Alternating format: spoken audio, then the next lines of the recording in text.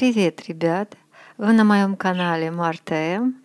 И я, опытный заводчик, делюсь с вами здесь своим опытом и секретами по содержанию и разведению попугаев-корыл. У нас разведение 4-й сезон, и в прошлом видео я вам рассказывала и показывала 3 птенцов вылупившихся, и что мы ждем 4-го. Вот последнее яйцо. Гарик насиживает его, они вдвоем с Ричи аккуратно его насиживают. И вот в 7:30 23 сентября мы услышали, как пищит яйцо.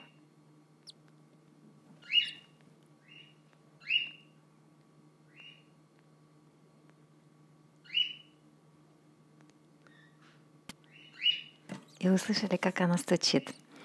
Ну вот, а вечером в 8 часов он родился. Только что появился. Мокренький еще совсем. Маленький. Только что вылупился. Голодный. Еще не кормили. Давай скорее кормиться. Давай, к папе с мамой, давай. Давай, кормите. У таких птенцов в природе очень мало шансов. Ребятки. Старшим все достается.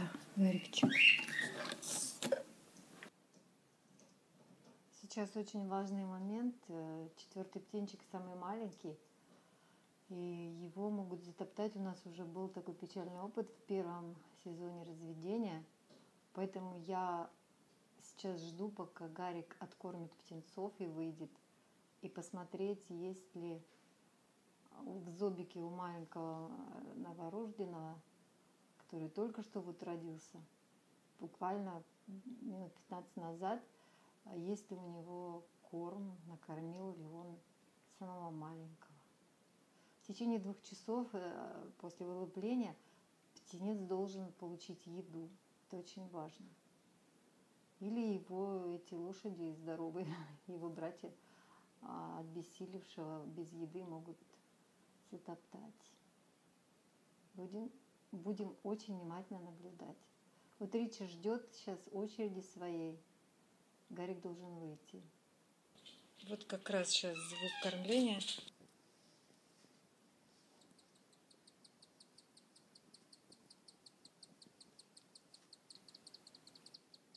Очень долго Гарик кормит. Там все-таки теперь 4, не знаю, попадает ли маленькому или нет, я волнуюсь. Заглядывать в гнездо, когда Гарик там сидит, я, конечно, не буду, это очень опасно, предупреждаю вас. Дело в том, что сейчас, когда там не яйца, а птенцы, и есть самый маленький птенчик, то в такой ситуации, если вы будете заглядывать, самец будет с яростью прыгать на вас, уже не контролируя себя, и топтаться по птенцам, и может самого маленького затоптать. Поэтому вот в этом случае я вам не советую вообще заглядывать в гнездо. Ждите, пока выйдет самец или самка, или оба родителя выйдут из гнезда, если хотите что-то там проверить, проконтролировать. Вот звук кормления побольше попугайчика. А самый маленький, я так и не услышала, такой тоненький голосочек. Это не он. Ричи намывается с чувством выполненного долга. Высидели всех 4. В этот раз снесла ровно 4 яйца. 5-е, последнее, я как вам показывала, не родилось, а был как бы выкидыш мягким. И все 4 яйца, которые полноценные, все были выношены и вылупились в этот раз. Теперь важно сохранить птенчиков. Птенцы в этот раз как-то какие-то ранние. Они вывелись, первый за 19 дней, второй за 17, третий за 18 и последний тоже за 17 дней. Скороспелые какие-то. вот 6 сентября снесла последнее, 4-е яйцо Рича. И сегодня 23-го, в 8 часов вечера он вылупился. Ну вот, наконец-то вышли. Оба сейчас были в гнезде, кормили. И да, кажется, самый тоненький голосочек был. Сейчас хочу потихоньку подобраться. Сейчас они спустятся вниз кушать. Гарик долго сидел. Иди, Гаричек, покушай. Иди, мой хороший. Вот, ребят, сейчас хочу показать вам, как нужно правильно проверять гнездо с птенцами. Очень тихонько. Хорошо, если у вас, как у меня, замочек бесшумный.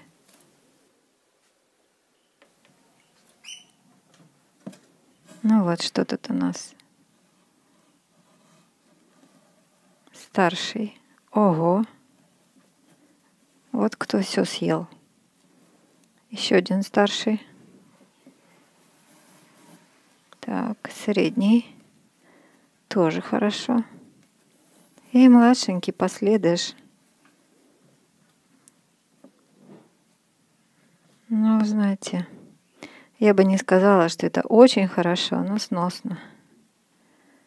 Ну, что вы хотите? Маленький, пока доберется до него очередь. А такие кони вперед все получат. Маленькому достается всегда очень мало. Попозже я вам потом расскажу, какие были проблемы. Покажу, как я с ними справлялась. И научу, что надо делать, чтобы заставить родителей покормить маленького, а не только здоровых старших. Это я буду рассказывать в следующем видео. Ждите.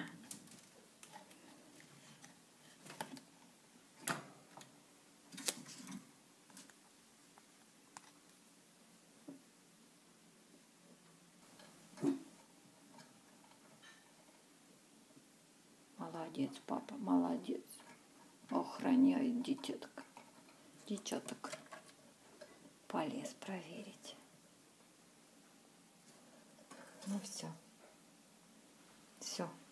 Спите. Все новости о корылах и обо мне вы сможете узнать, подписавшись на мой инстаграм и второй канал в влоге. Пока-пока.